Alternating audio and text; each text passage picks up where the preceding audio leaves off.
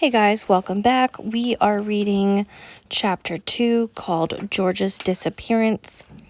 One reason that George's children remained separated from their birth parents was that returning them would have been an admission of crimes committed not only by her, but by countless prominent Tennesseans. In a successful scheme to ensure her invulnerability, she had transformed potential adversaries into accomplices. These included politicians, legislators, judges, attorneys, doctors, nurses, and social workers who scouted child victims, wrongfully terminated birth parents' rights, and falsely informed mothers that their babies had been stillborn. Deputy sheriffs tore screaming toddlers from their mothers' homes. So as I was saying in the beginning, and anytime we talk about Georgia Tan, this is exactly it. She had all these people in her back pocket, just like we have with lobbying, right? These companies, these organizations, especially in terms of adoption, give money to politicians to make sure that the laws are in favor of them instead of actually in the best interest of the people. And while I can absolutely go on a rant about politics and that that'll be another video, I'm sure, in terms of adoption. But sorry, I don't mean to laugh. It's a very sad topic, but sometimes you have to laugh in the if you don't laugh, you cry. You know what I'm saying? Anyway, but this is exactly what I'm saying. They don't care. It was all about the money, and it still very much is today. Now, there is a lot of misinformation in terms of statistics going around on TikTok, and I will be slowly correcting that stuff. I'm trying little by little, while also providing other resources, so keep that in mind. But when we talk about statistics, anytime someone cites something, right, please ask for the cited source. And if they cannot provide it for you, take things with a grain of salt. Okay, that is even from us advocates, right? Because if we cannot cite our source, if we cannot read it properly, then that is a problem. So, like I said, I'm going to correct a lot of things. That doesn't mean that the harm hasn't been done. It's just we have to have correctly cited sources. And all of this will be on my website, Adopting Healing and Resources. But I do want to make a note that this is still a heavy topic. And like I've said previously in both the prologue and chapter 1, that the implications that this woman had over the last 101 years, right? 75 since her death, something like that, right? It's been long lasting. Okay, it has been long lasting. And I'm just telling you guys, this woman, God, like, how do I explain things? This woman, she was born exactly 100 years to the day from when I was born. 100 years to the day. But she was harmful, and I hope that my legacy, or my impact, I should say, it doesn't even have to be my name, right? I frankly don't care if my actual name is associated, but my impact is to make changes, is to see changes not just on the societal view front, right, but also in legislation. And while there have been slow changes, and I think a lot of adoptees tend to get frustrated because they're not looking at all of these things, and things take time, and you can't just, go in to Congress and be like, I want this done and I want this law changed. Like, it's a huge process to go through, right? And it takes sometimes a decade or more. But there have been a lot of changes. And so when we talk about those statistics and we talk about those resources, I want to bring those things in, because that is going to be extremely important when we read data, right? I know that sometimes when you look at just one thing, your heart sinks and your stomach is all messed up. But when you look at it long term, things are changing. Now, like I said, there's still some really harmful things that she's had a long-lasting impact. So I've kind of gone off on a tangent here, but we're going to continue. So anyway, the collaboration allowed her to operate with immunity for 26 years.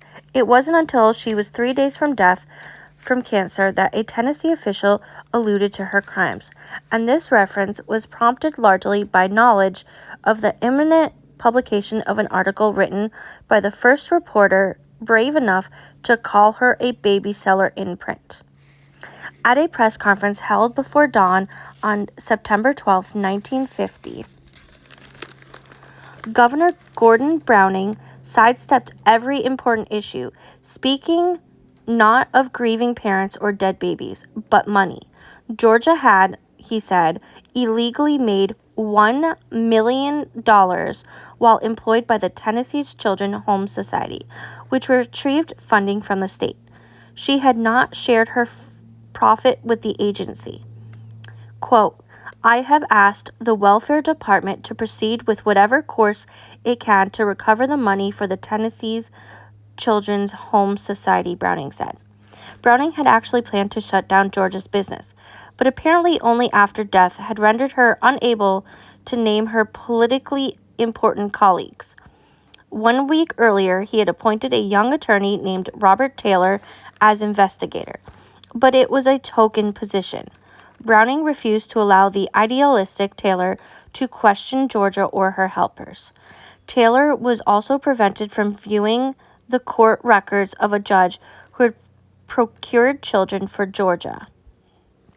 Okay, I want to say this, and I'm gonna correct myself when I find that information, but I believe when we were reading Chosen Children, it was said by Lori Carangelo, who I'm sure she has it in her book. I'd have to go look.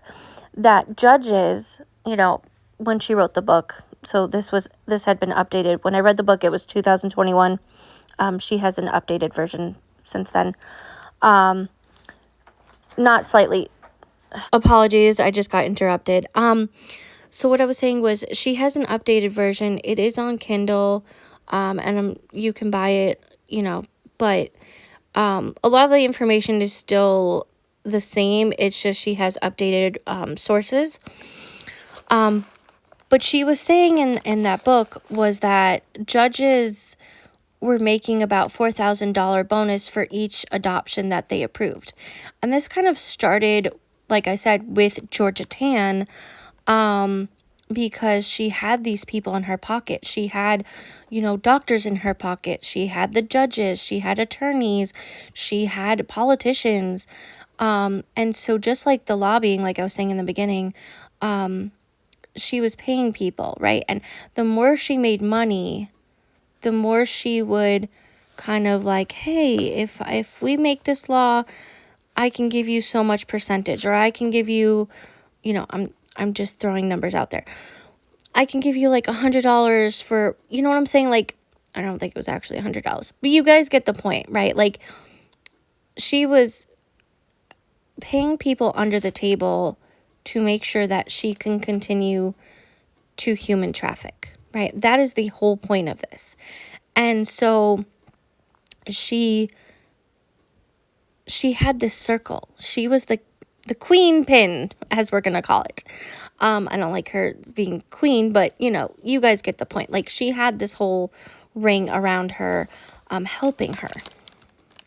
And so it's giving that this politician here, we're going to have to dig deeper, but it's giving that this governor, Gordon Browning, may have been in her pocket if he's not really allowing this investigator to actually do his job.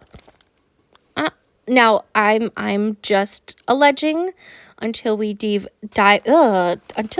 deeper. My goodness, I cannot speak today sometimes. But let's continue. Even worse, George's business and private papers, which Taylor had also been prohibited from viewing, were stolen by her attorney. Taylor protested the theft, but officials allowed the lawyer to keep them for 2 months and, of course, to destroy whatever he wished. Well, isn't that lovely? Like, you're destroying evidence. That's a crime. That is a crime. What? I really don't understand. No, scratch that. We do understand why they did it, because of course he would also be implicated. But when money is involved and all these higher ups, like we're seeing currently with the whole Epstein files and Trump and all that, it's about protecting those that are higher up. So it really doesn't surprise me that they are doing this. And again, this is allegedly, until we have full information. I don't think I'm going to get in trouble for saying all that, right? But we might want to go down the rabbit hole at some point. So I am writing some notes to make sure we do a little bit of investigating as we can on this even further. Maybe we can crack the case. I don't think so. But, who knows, right? Sorry, guys. I should have done this earlier. Okay, let's continue on. In 1951, the frustrated Taylor proposed a bill that would have given him control over the investigation. George's helpers caused it to die in committee. A proposed federal investigation of the home was quashed. Okay, we're going to have to go read that too.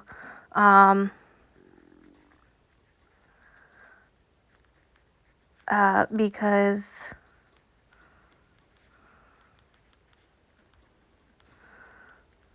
this is quite interesting. I'm reading this with you guys, I promise. Okay. The sole result of the state's only lawsuit against George's home was the quote-unquote recovery of money she should never have made. So again, it was about the money and not actually about correcting her crimes, right? Undoing all the harm. And so when we talk about the best interest of the child, yeah. Georgia Tan had won, and Tennesseans had helped her. The facts are depressing, and shortly after beginning my research, I became depressed too. It was a hot day, one I'd spent reviewing records regarding the state's case against George's estate. Reading nothing of importance, then from a faded sheet retrieved from a courthouse basement, I had gleaned the names of 18 of George's last 22 wards and their ages at her death. 14 were babies, from 4 days to 6 months of age. There was also an 8-year-old boy named Jimmy Nickens, as well as 3 Irwin sisters, 9-year-old Patricia, 11-year-old Wanda, and 13-year-old Geneva. These children must have been strong, for Georgia had been neglectful and abusive, keeping the babies lying almost unattended in the home's suffocating heat, and drugging them with alcohol and sedatives to keep them quiet. One tiny, premature infant had gone untreated for a heart defect. Her older children, who lived in boarding homes, had fared no better. Georgia had refused to allow the 3 Irwin sisters, whose mother had died of tuberculosis, to be tested for the disease. They and George's other school-age wards were virtual prisoners, kept indoors, denied schooling, and in many cases hidden from their frantic parents. The closing of George's home on December 15th, 1950, gave these and other parents their first hopes of a hearing, and they demanded their children's return. They received nothing, not even confirmation that their children remained alive. Only two of George's last words had been rejected by their adoptive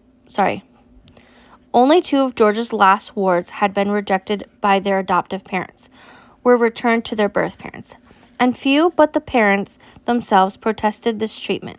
Local news articles focused upon the logistics of George's amassing $1 million.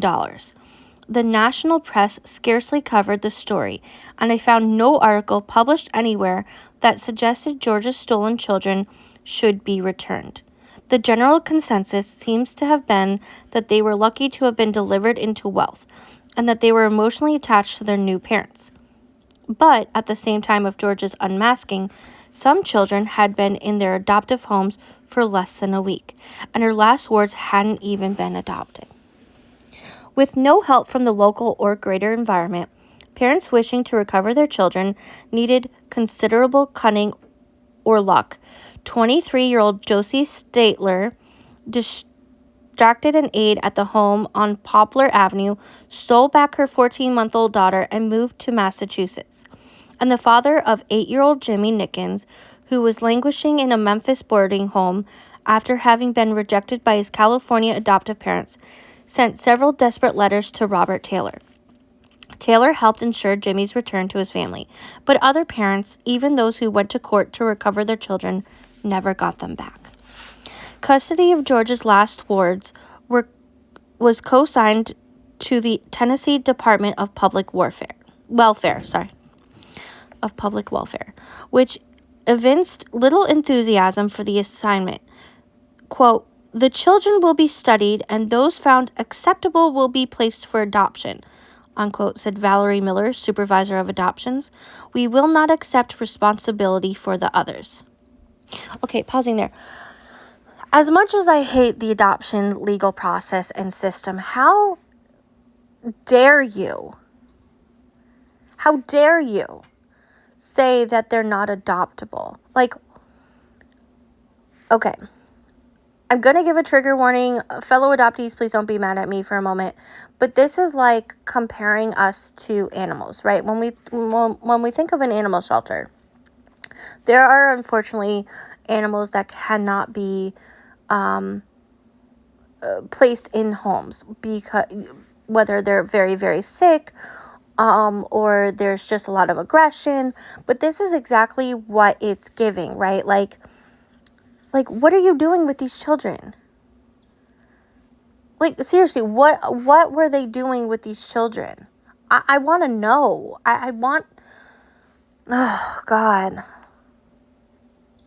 I'm sorry. This is just so... like I said, it's a hard topic, and it's very depressing, but we have to get through this. We have to discuss these things. We have to continue to educate ourselves. So let's continue on.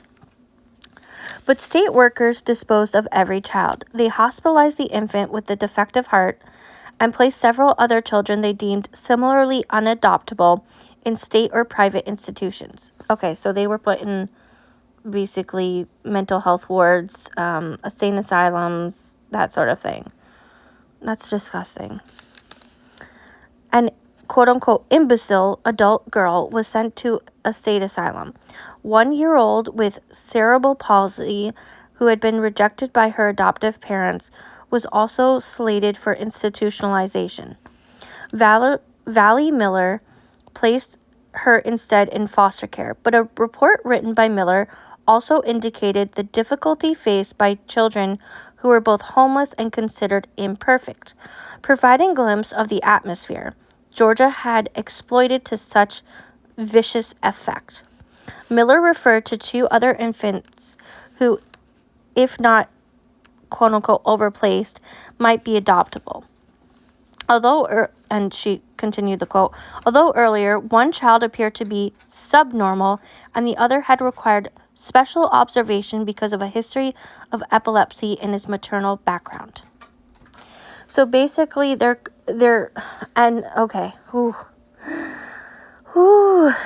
guys, I tell you, I'm trying not to laugh or I'm gonna cry. And we're not the only country that has done this, but it's giving, like, if there's imperfections, they, like, throw them to the mountains. They try to drown them. They try to unalive these children, right? They don't care. And a lot of these kids, they use our biological history, our medical history, which we don't even have access to, against us, right?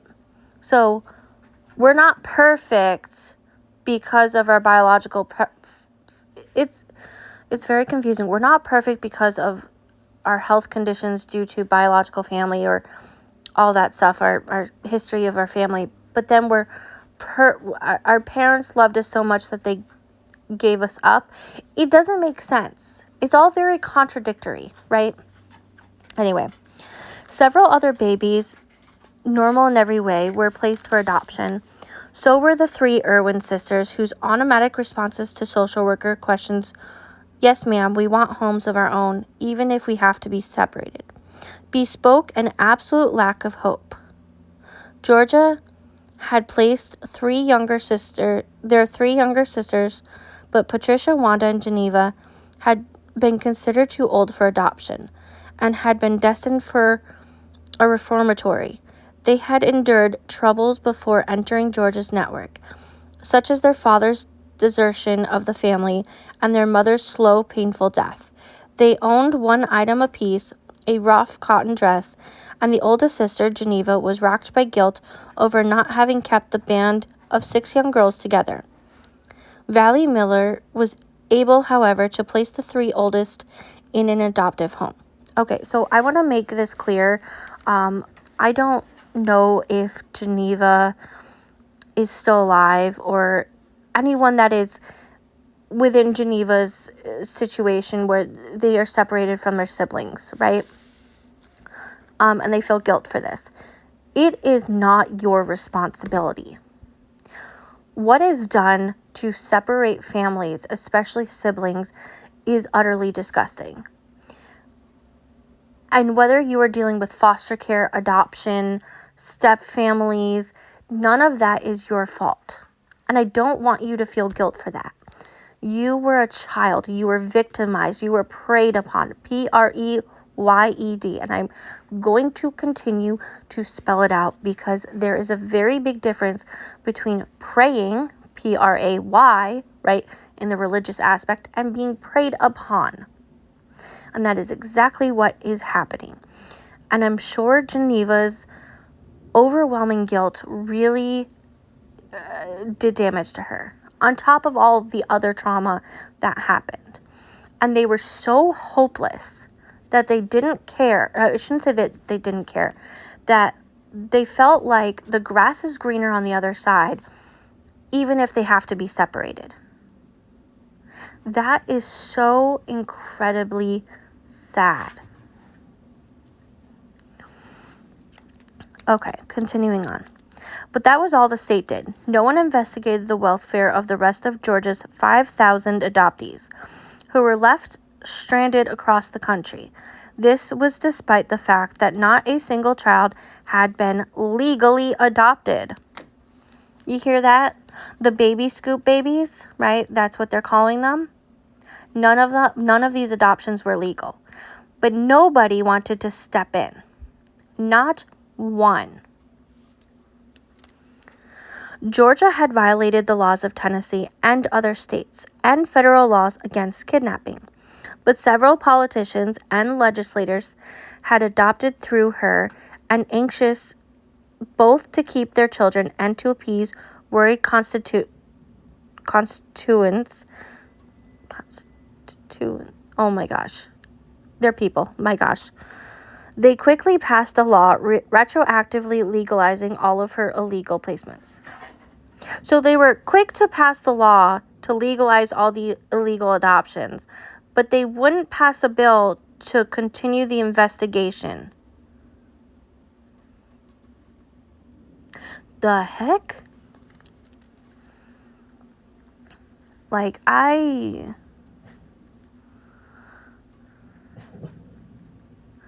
I just, yeah.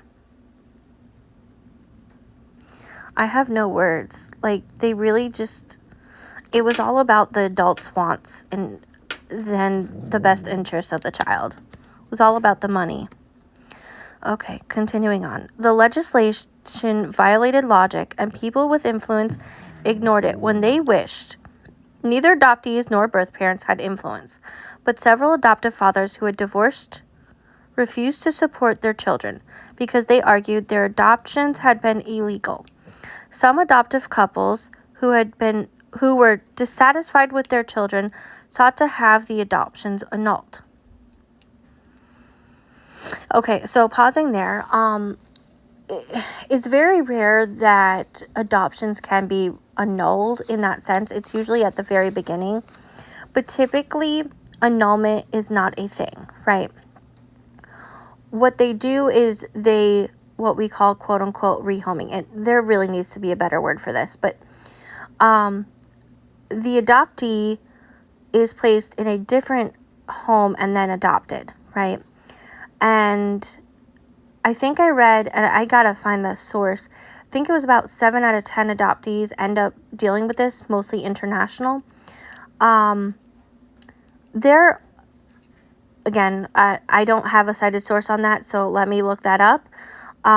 Again, take my words with a grain of salt sometimes, okay? You can look it up for yourself too. But there are Facebook groups like secondhand adoptions where, and we're talking, 2020s on, right? Where people use Facebook groups, social media, to rehome children. Did you know that it's illegal to even rehome an animal on Facebook, let alone sell one? But yet, we're okay with doing this with children? I'm telling you, it's just utterly disgusting. Okay. In contrast, adoptees seeking birth names were denied them because such information was forbidden to adoptees, and Tennessee lawmakers insisted their adoptions had been legal. Yet one of the same adoptees was later denied a substantial inheritance because she was an adoptee and not a blood heir. Oh my gosh, yes. So in many states, because we're not considered blood, the inheritance laws get very dicey. This is othering. This is against, I forget which one it is of the Constitution. This is a lack of human rights, okay? We are othered because we are always an adoptee. We are never seen as anything other than that. Continuing on. The law that legalized illegal adoptions might have been struck down if it had been challenged in an unbiased court, but birth parents lacked the financial resources with which to fight it.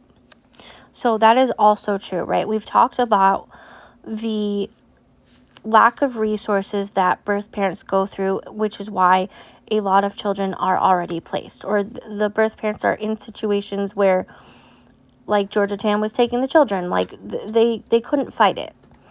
And again, we're still fighting this. We still have a lack of resources to keep families together.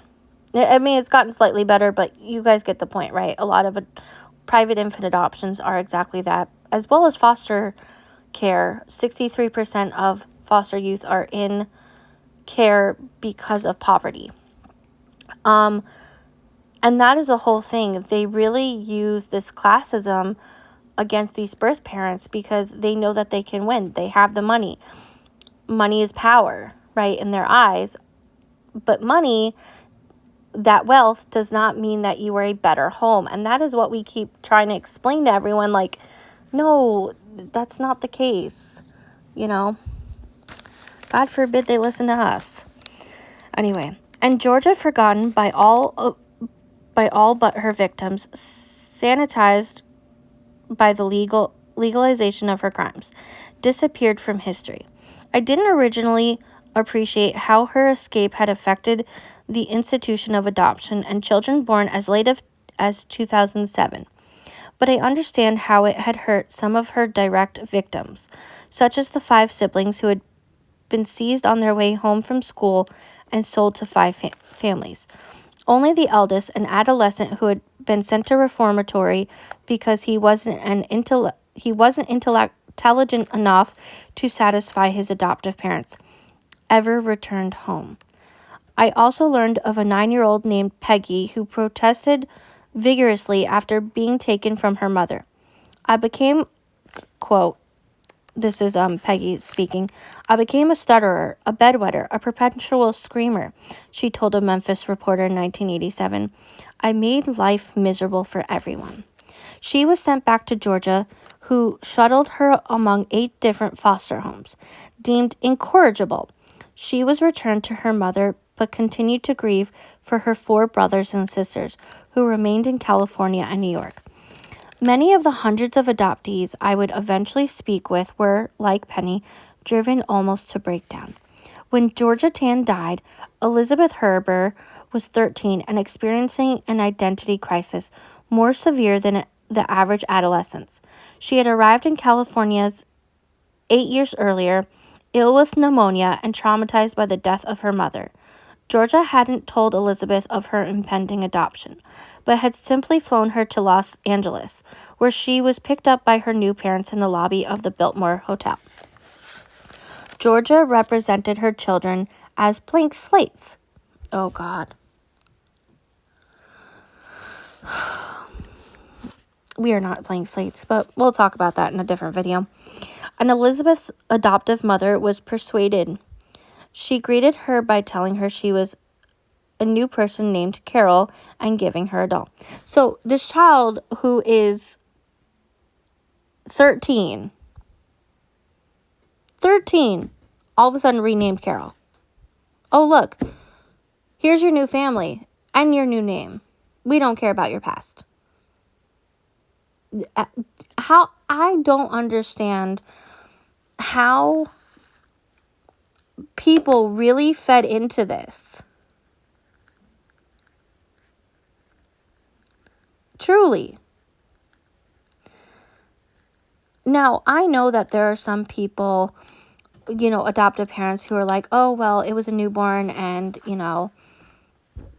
they don't know any better, right? Or they were a young toddler and so, I was reading someone's post and they were saying that they were told that names can be traumatizing for the adoptee using their birth given name.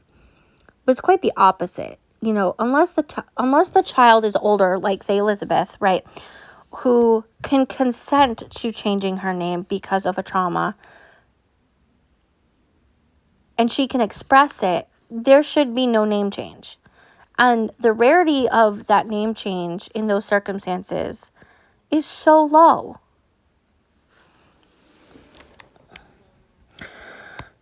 And by the way, I'm not saying that, even as babies that we should be renamed. That's not what I'm saying. I'm just saying that I can understand some adoptive parents thinking that, but that doesn't mean that it's not still harmful.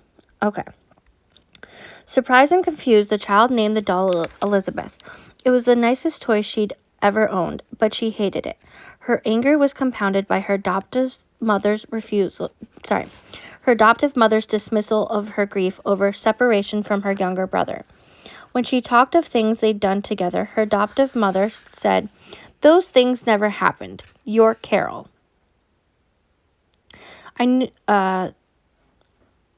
Quote, "I knew Elizabeth would never be accepted there," she said over lunch one day in 1992 near her home in the Pacific Northwest. Articulate and intelligent, she was a former model. But her poise and mental equilibrium hadn't come easily. She only survived, she said, by refusing to be ruled by the past. Quote, "When I was at first adopted, I was terrified," she said. She didn't know who Carol was or how she would act. Almost overnight, she'd gone from a shack in the hills, where she was the second youngest of 14 children, sleeping on the floor and eating orange peels for breakfast, to this affluent home, I began talking to myself in the mirror. No one else would listen. She also consciously assumed moods. When I'd go to a birthday party, I'd wear a birthday party mood. But on other days, I didn't know who to be. So she's like camouflaging, she's masking, she's trying to figure out kind of like what to be expected, right? She's already having identity issues, but now she has to deal with all this too. And this is exactly what we have to deal with. Maybe not to this extent because a lot of us were a lot younger, but yeah, I mean, like, geez, this is so sad. Her confusion deepened, and as a young adult, she consulted a therapist who, suspecting link between adoption and her difficulties regarding identity, suggested she take back her old name. So this is what a lot of people do, and it's very healing for them. Fearful of offending her adoptive parents, she resisted his advice for 20 years. But when she reclaimed her name in 1982, she finally found some peace. 2 years later, she realized a long-held dream: reunion with her beloved younger brother and other relatives. Quote, I got off the plane in Nashville, and my relatives were there. All the women had orchids, she said. For the first time in 40 years, she felt like she belonged. Soon after meeting Elizabeth, I spoke with another adoptee Georgia had wronged. At age 6, Barbara Davidson was adopted by a man who essayed her. Her adoptive mother seemed oblivious, and Barbara didn't tell her. I knew what he was doing was wrong, she said, but I thought it was all my fault. She was also accustomed to molestation, having earlier been abused by a man in a boarding home in which Georgia had placed her, and also by Georgia herself. Oh, man. Trigger warnings, right?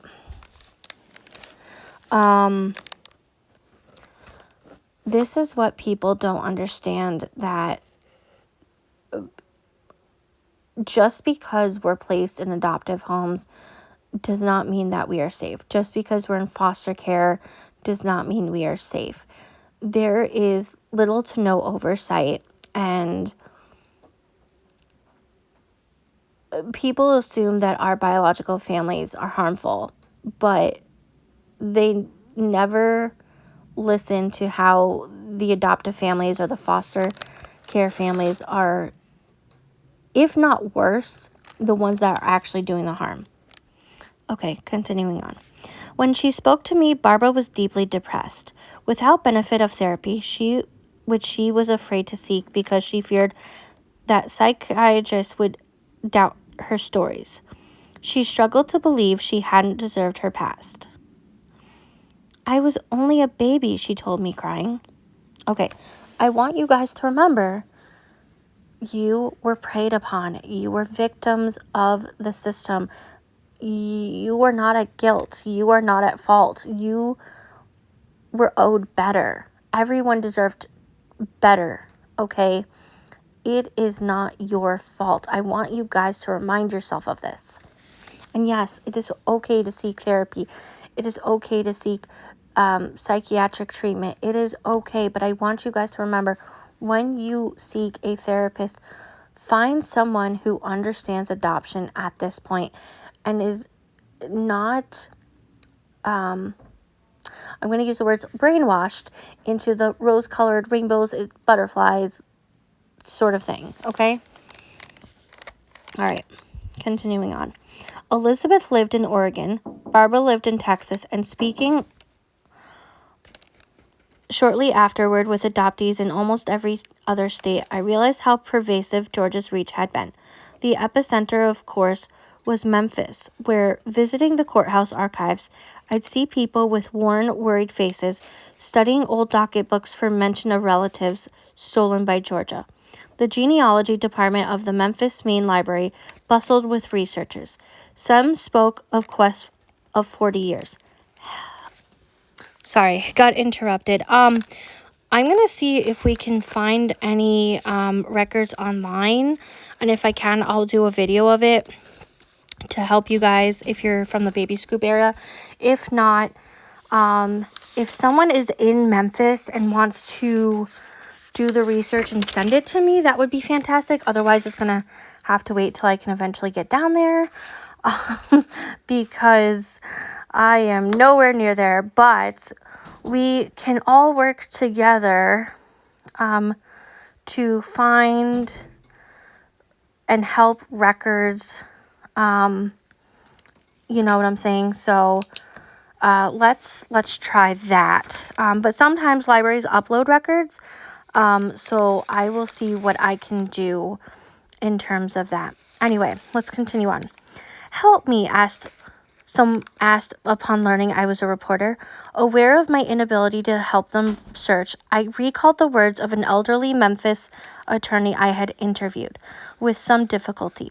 Quote, I understand your sense of outrage, but what is the point of writing this book? The world is full of wrongs for which there were no remedies. Unquote. It's true, of course, that nothing can compensate a mother and child who will never know each other's touch or hear each other's words or erase Barbara Davidson's memories of SA. But I also recalled Barbara's words the first time we spoke. It was an emotional, disturbing conversation. For Barbara told me things she had never even told her husband, and as she did, her voice regressed to that of the terrified 6-year-old she'd been. She was furious with Georgia, but Georgia was dead.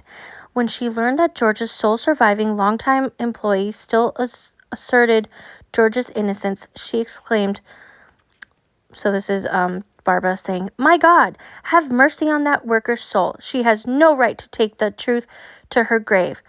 If she would say, yes, Georgia did sell and hurt children, that would help so many people. If she would just admit to Georgia was wrong, in God's name, she was wrong. I wake at night, she told me, and I still feel the ropes around my wrists. Guys, I told you this is really heavy. Having conducted largely fruitless interviews with that employee, a woman in her late 30s named May Hinman, I knew she would never oblige Barbara. But I believe that Barbara and other adoptees could achieve some satisfaction by forcing Tennessee officials to admit they'd been wrong. More helpful than an apology would be access to adoption records they had long been fighting for. My article about Georgia Tan, published in Good Keeping in March 1991, had aided their efforts.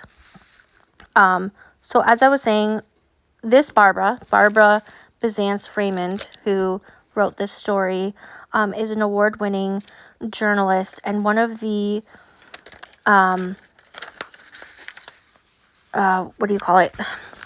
the magazine she worked with was Good Housekeeping. So we will find that article to read because, like I said, we are going to go down the rabbit hole. I have a lot of content to make. So